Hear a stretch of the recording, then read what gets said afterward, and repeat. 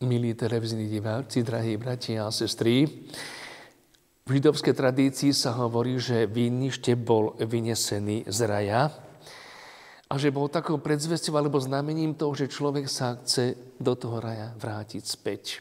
Sa hovorí, že Noé vo svojom korábe, teda že osobitným spôsobom ochraňoval zrniečka tohto vzácneho plodu, pretože chcel ho znova potom posadiť na tejto zemi. V Evanjeliu máme prekrásne podobenstvá. K tým najkrajším určite patrí podobenstvo o marnotratom synovi, ďalej o milosrdnom Samaritánovi, o stratenej ovečke, čo sme teraz čítali a čítame na pokračovanie. A bez pochyby tu patrí aj Evanjelium alebo podobenstvo o šlachetnom viniči. O čo vlastne ide? Ide o tú jednotu. Čo povedal Kristus Pán, bezo mňa nič nemôžete urobiť. Ono mnohé veci v skutočnosti nám môžu v živote ako ľuďom zovšednieť. Nikdy však nedovolme, aby nám zovšednilo to, čo je v živote najdôležitejšie, najdrahšie. To je to, čo robí človeka človekom. Čo robí kresťana kresťanom, čo nás robí Božími deťmi. V každom z nás sa hovorí, že je zameranie na Boha. Augustín to už sám povedal, že ľudská duša je od prirodzenosti kresťanská. Teda môžeme sa brániť ako chceme, môžeme odmietať, čo chceme. Na dne ľudskej duše aj tak Boh vždy zostane.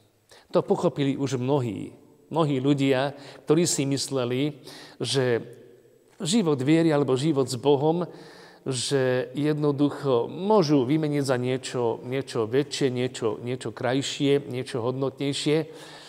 Možno za niečo viac, ale nikdy to nebola tá vyššia alebo tá najvyššia hodnota.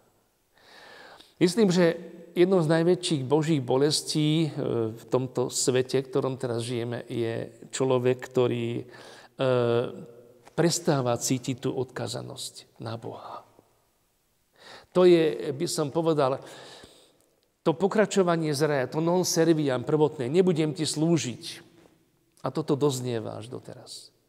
A zaznieva to o to silnejšie, o čo viac si človek uvedomuje svoju nezávislosť, svoje nepotrebujem ťa, Bože, vystačím si sám. To je nedomyslenie tých dôsledkov, v dôsledku nerozumného konania. Inými slovami povedané, tvoje vlastné hriechy ťa nájdu. Máme to v písme svetom. Je to tam. Nie teraz, ale až potom.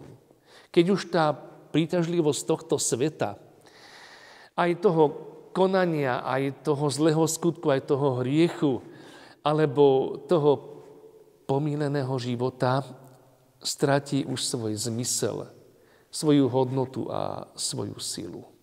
A kedy sa už vlastne nebude dať nič zmeniť. Človek bude môcť si to uznať, bude môcť to oľutovať možno, bude sa môcť toho poučiť, ale zmeniť sa už nebude dať vôbec nič.